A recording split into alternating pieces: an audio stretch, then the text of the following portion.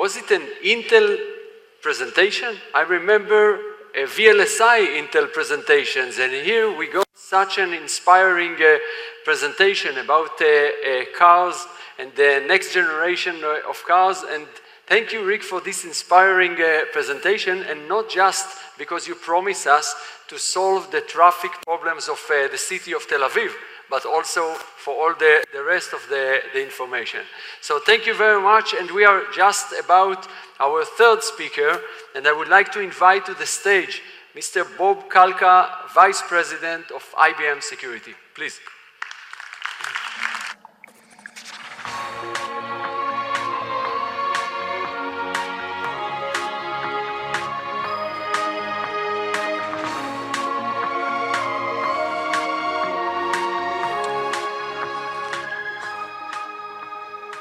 Hello, everybody. Thanks for having me back. So, in my 23 years of my 28 years that I've been at IBM, that I've been helping to build the security business into now more than 8,000 cybersecurity professionals within IBM, one of the things that I've always enjoyed is when you see research that comes out in this area, it's looking at the story behind the story. Right, for example, I'm going to be talking about the brand new Ponemon 2017 Cost of Breach Index.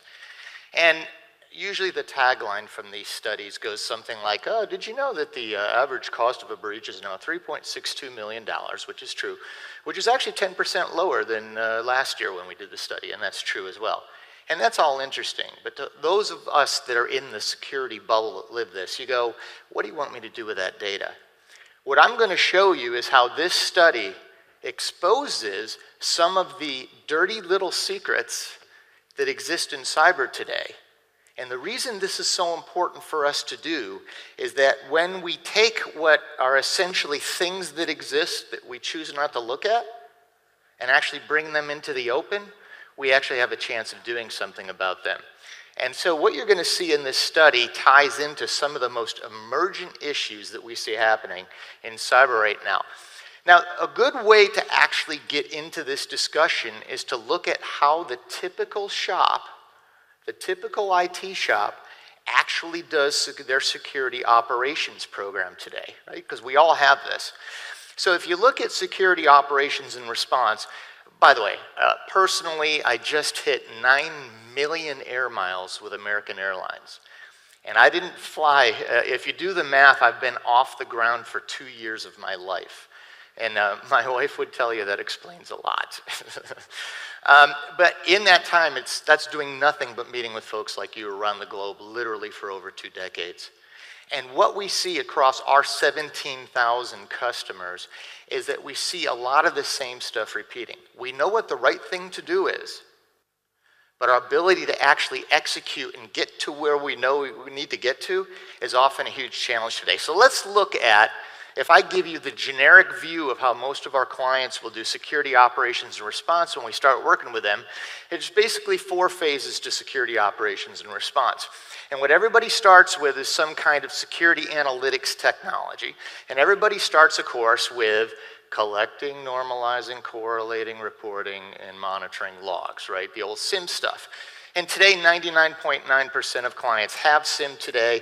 I'd assert to you just from an observation point of view, roughly 80% of them are not real happy with how they're doing it, but at least they have it, so the checkbox is there for the auditor, right?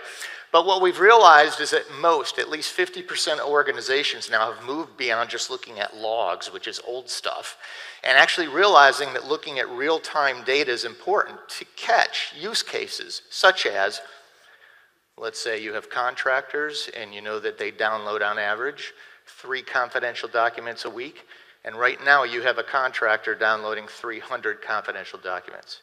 If you're just doing logs, you're probably not going to find that, or if you do, it's later and they've already left the company with all your stuff. So what we see everybody do is flows. The combination of real-time flow analysis plus logs, SIM stuff, has become the best practice. But now, of course, we have a lot of attention being made into user behavior analytics, because isn't it more interesting to know, instead of that there's 35 things that your analytics tool tells you, isn't it more interesting to know that it's one person who's generated the traffic that's indicated those 35 different things. And then finally, there's a lot of advanced stuff like incident forensics and stuff you can get into here. So that's what people do just to identify what should I pay attention to figure out if I really have a problem or not. And most people are actually still stuck down here at the logs, but there's a lot of room to grow about that. Once you find suspicious stuff, you then get into the trendy term of trendy terms, right? Threat hunting. And we go, how do you figure out if you're really having a problem or not? We did a study of some of our clients last year, and we found that the most common practice to take a suspicious indicator and find out if you're actually having a problem or not is this incredibly complex technology called a manual Google search. And that what you'd actually do is, we surveyed level 1 security analysts. Said, what do you do? And they said, well, we find 5 to 13 sources that we trust. And we kind of go, hey, did you see this configuration change to a mobile device that led to some network traffic over here? Have you seen that? And do you have a document? And can you confirm for me whether it's really a problem or just something that's benign? And so we have some clients even going beyond that to get into investigative analysis by pulling feeds such as social media feeds, intelligent video analytics, as well as phone call logs and stuff like that. Kind of creepy stuff for some, right? But it's things that you pull in.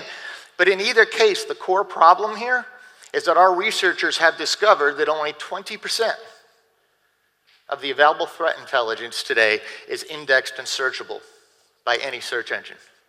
80% of it is on the deep web. And if you have your level 1 security analyst running around doing this, that means the most common practice today is manually searching through 20% of the data. You notice it's very interesting that all three of us in this block of time are going to mention AI. Well, I can tell you, we just spent 12 months with 42 clients beta testing our Watson, our application of our Watson AI engine against cybersecurity, and it's now out in the open market.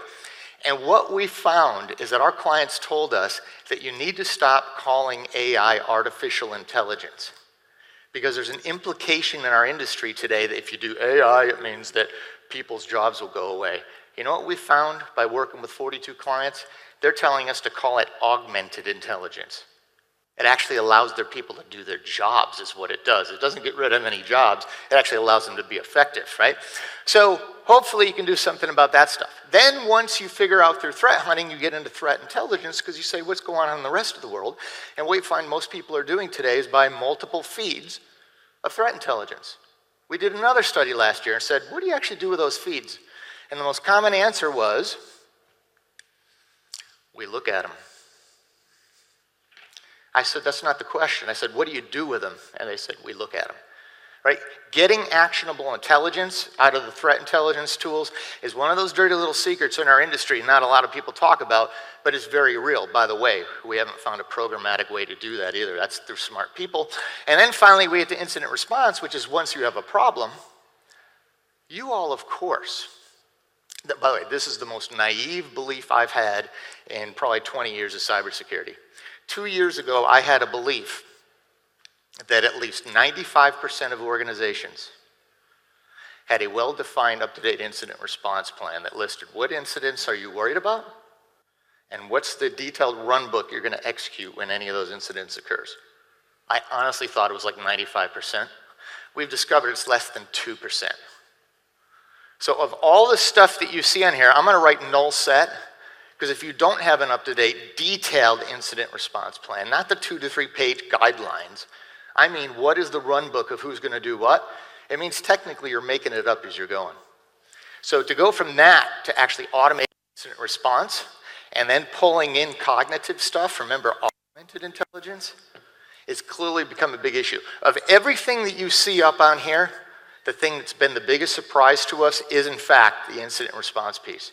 Because one of the, threat hunting's really trendy today. Guess what the next trendy term is? Orchestration. All that is an extension of incident response, right? So that one's been very interesting to us. And guess what the new 2017 Cost of Data Breach survey says is the #1 factor that lowers your cost per record in a data breach? Incident response. And once again, that's just a preamble to everything that's coming with orchestration, which is one of the next big areas that's coming in our industry. Encryption, employee training, business continuity management, bring it into the disaster recovery stuff, threat sharing, security analytics, that stuff you'd say, but incident response has become from dirty little secret to sort of like obvious little secret that you just got to do. I know that's a weird term, but you get the point. Now, this is the stuff that this brand new study found actually lowers the cost per record of a breach. Guess what increases the cost of a record in a breach? Third parties, cloud, and mobile. Guess what? We're not going to change any of those, are we? That's one of the fascinating things, right? In the world of security, right?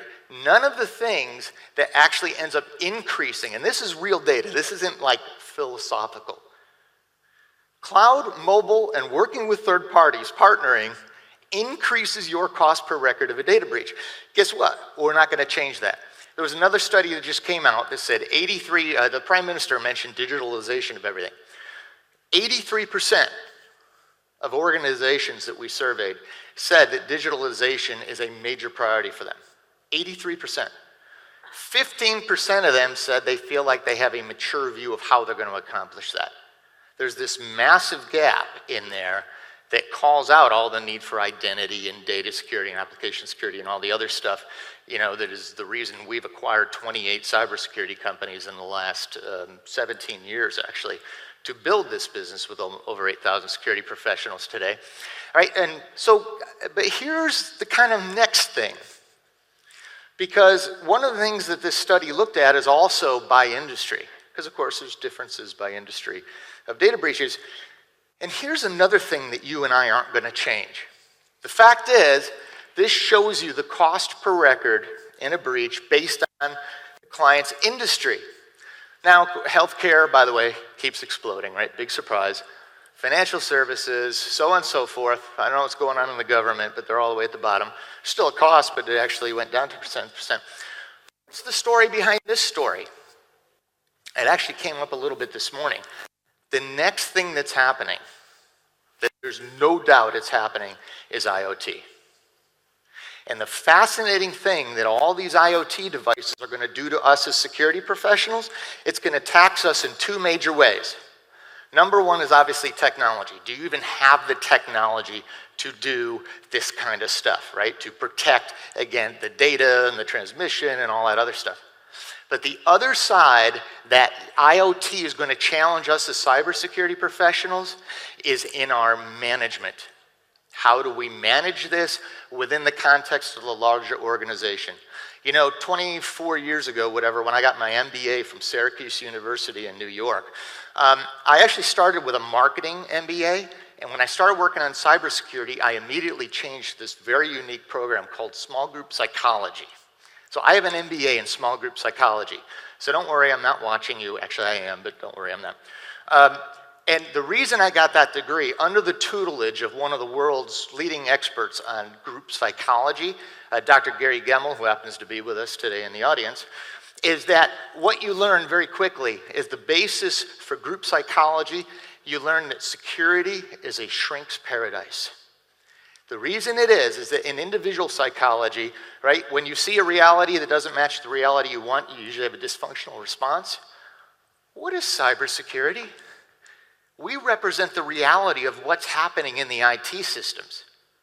Not what do you hope's happening in the IT systems, or wish was happening in the IT systems, or think is happening in IT systems.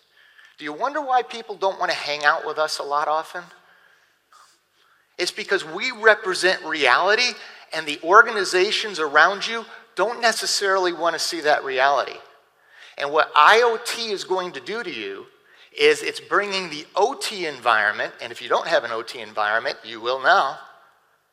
And IT, OT integration, IoT devices, what it will force you to do is allow yourself to improve your management style as well to deal with some of the organizational psychology issues that come out of this stuff. I remember the Major General mentioned psychology this morning. This is ground zero for psychology in cyber. The organizations need to work with us and collaborate, but there's a built-in problem there, and you'll see a lot of research coming on that stuff. So finally, let me close. So what you get into is, first of all, we've acquired 28 cybersecurity companies over the last 17, 18 years. We're now a $2 billion business in IBM. We and Cisco are the two largest enterprise security vendors in the world now. And so we have stuff that addresses all this stuff, right? So that's enough, that's nice. But what I want to close with is the fact that we have a massive investment, and we'll continue to have a massive investment in Israel. We have over 500 cybersecurity professionals in 5 labs here in Israel. We've made some of our most prominent acquisitions of Israeli companies, as you see on here. We've got our research lab in Haifa. We've got a cybersecurity center of excellence down in Beersheba, where we're doing stuff, everything from connected car research to a bunch of other stuff. They're located 500 meters from the Israeli National CERT, which is using our QRadar intelligence stuff to monitor that stuff, etc. And final point, I've been in this space too long not to realize that everybody has an assumption that when a big company buys a bunch of cybersecurity talent, then if you look 3 years down the road, what you're going to get is a truck full of mediocre stuff. And there's a lot of use cases that prove that in our industry. Out of our 28 acquisitions, Gartner has 18 Magic Quadrants that deal with the 28 acquisitions we've done, and we are in leadership on 16 of those 18 Magic Quadrants, including stuff like Guardian that we acquired 8 years ago that continues to be industry-leading stuff. So we feel like we've kind of broken the mold because we're doing crazy innovative stuff with cloud as well as cognitive with Watson, et cetera. And so we keep a lot of our talent. So it's very exciting. So my message to you, I just want you to see there's a lot of dirty little secrets out there, and it's our ability to unearth those and effectively deal with them, as you see from that study, is going to help us not only secure our businesses better, but it's actually going to lower the costs when there are breaches that occur. Thank you so much for your time.